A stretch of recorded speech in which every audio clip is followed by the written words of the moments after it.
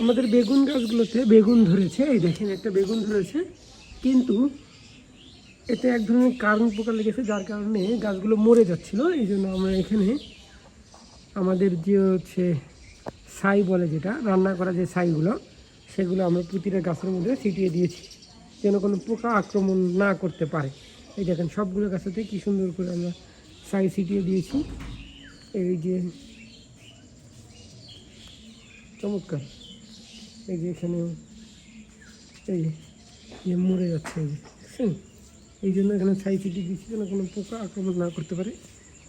এই যে এখানে, তারপর এই সাইডে প্রতিটা গাছে আমরা হচ্ছে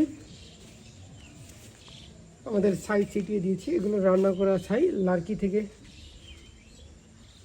লাকড়ি থেকে, অর্থাৎ যে খড়কুটো দিয়ে আমরা যেগুলো মাটির চুলে রান্না করি, সেগুলো থেকে এক ধরনের ছাই বের হয়, সেই ছাইগুলো দিয়েছি আমরা। লাকড়ি, হ্যাঁ। কতগুলো বেগুন দেখা আমাদের এখানে, সবগুলোতে আমরা সুন্দর করে ছিটিয়ে দিয়েছি।